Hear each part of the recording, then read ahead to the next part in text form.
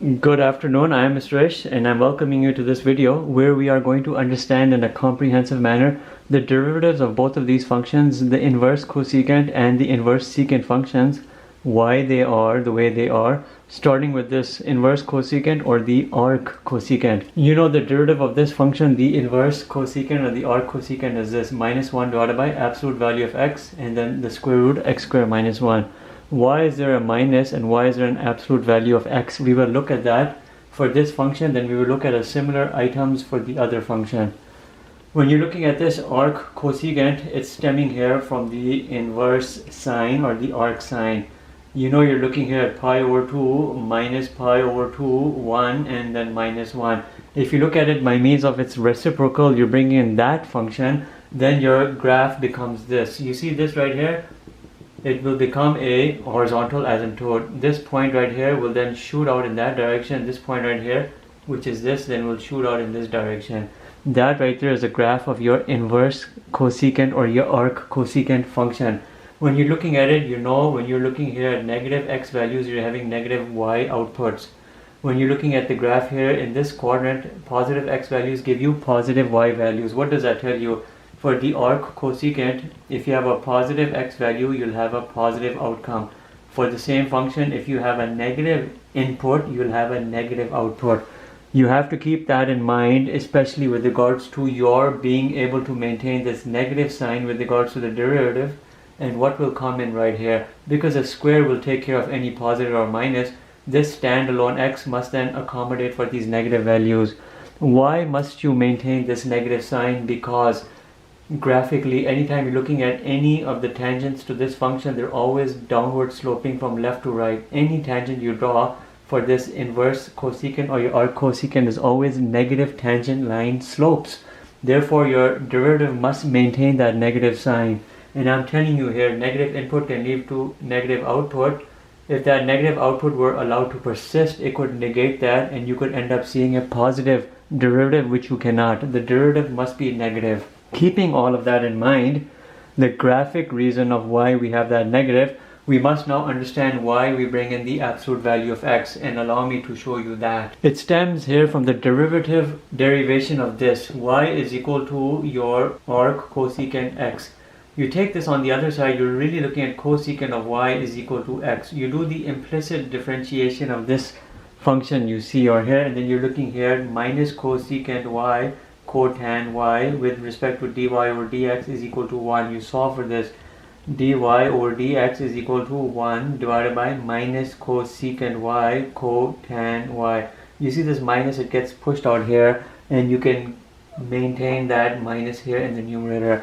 But you're looking at everything here with regards to what y originally was. Y was equal to this. When you accommodate for that, you know this right here represents a certain theta over here, or it can represent a certain theta. You're looking here at a minus 1 divided by cosecant of y, which is your arc cosecant x. And then you have a cotan of arc cosecant x. And you know this x is really an x over 1. The beauty of all of this procedure is now you're thinking about a certain right triangle which looks like this, which has a certain angle theta. That's what I'm talking about, an angle theta. You have everything defined with regards to your cosecant and x over 1. Cosecant is always hypotenuse over opposite, and then it helps you fill in this. Finish this for you. You have minus 1 divided by cosecant of arc cosecant x, which is just an x, and then you're having cotan of that, which would be your adjacent divided by opposite, and that's what you're getting over here. But you see over here, we're not bringing in the absolute value, but I'm telling you we should.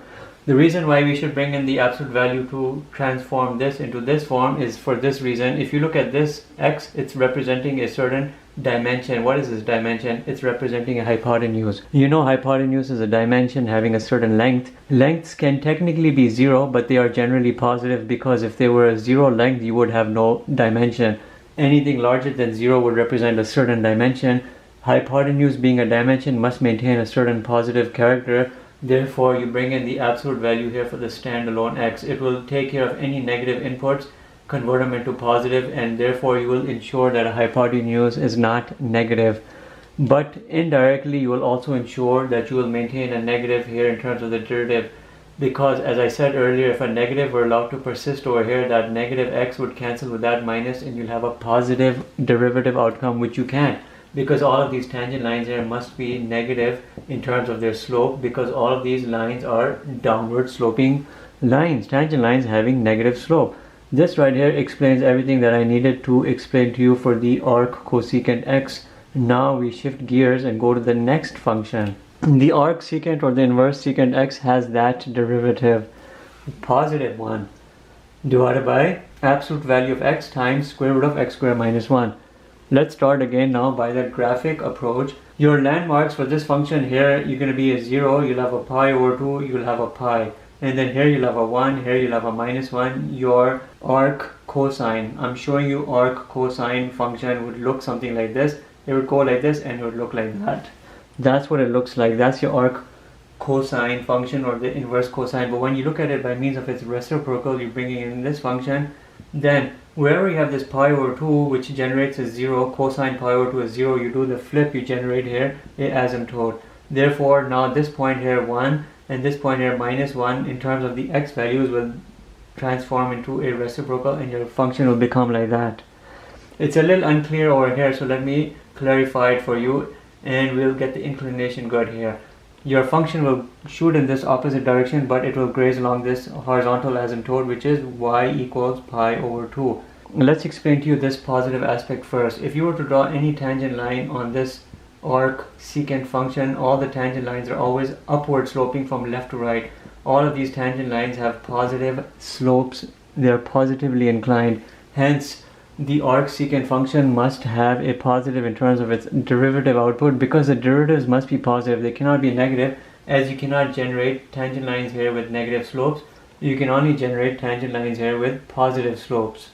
Keep that in mind. Second factor, when you're looking here at everything in the first and the second quadrant, you're seeing this. When you have arc secant and you're putting a positive input, you're getting a positive output, as you can see by means of the positive y values. When you're looking at the same function arc secant and you're looking here in the second quadrant where the negative inputs x values are coming in, you still have positive output. In all instances you should have a positive output with regards to your basic arc secant function. That also helps to derive and drive the explanation as to why you see a positive. In all instances you're seeing here positive and negative inputs lead to positive outputs. Therefore the reason for you to have this absolute value might be slightly different than you would have so for the arc cosecant function. But anyhow, let's look at why we have the absolute value. I've explained to you why we have the positive here, because your tangent lines are always upward inclined, therefore they must always have positive slopes. Now let's bring in the absolute value explanation. When you look at everything with regards to this, you're looking at arc secant x. You take this on the other side, you're looking at now your secant of y is equal to x. You do the implicit differentiation of this. What are you going to get? The derivative of secant is going to be secant y tan y, and then dy over dx is equal to 1. You're solving for this dy over dx. And you take everything on the other side, you have 1 over secant y tan y. But in all instances, y is equal to this. So you can resubstitute and then generate a better equation here, secant of arc secant x, because that's what it is, and this is really x over 1, and then tan of arc secant x over 1. That's exactly what you have, but again you're seeing a positive come through here. That's what you have and that's what you want to maintain. You will start looking at everything now by means of these thetas which are developing here and this right triangle.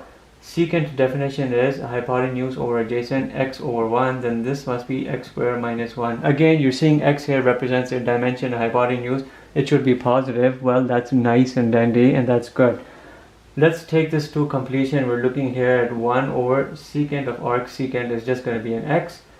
Tan of arc secant is going to be your opposite over adjacent, and that right there would be your derivative, but we're seeing there's not an absolute value here, we're seeing an absolute value. And now the reason why you bring this into here, this absolute value, is two reasons. One, you will ensure the integrity of your hypotenuse, and by keeping it positive you will ensure that a certain segment has a certain positive dimension in terms of length, which is good. You want to do that. The second reason is you want to ensure that your derivative must be positive in terms of its outcome, because if a negative item were allowed to come in here. It could possibly corrupt your derivative and make it negative, but the derivative must always be positive because the tangent lines are always positively inclined. They must always be positive. Keep everything I've shown you in this video. The arc cosecant derivative must be a negative in terms of its output. The arc secant here in terms of its derivative must be positive in terms of its output or representation. You bring in the absolute values for the arc cosecant to maintain and a positive aspect with regards to your hypotenuse, and so that you don't negate the negative which sits in the numerator. For the arc secant, you bring in the absolute value to maintain a positive aspect of your derivative outcome and to prevent any aspect that you're going to be bringing in a negative dimension. Also with regards to that hypotenuse, though that's a secondary concern, maintaining your positive derivative outcome is a more primary concern. And that's it for this video. Thank you for watching.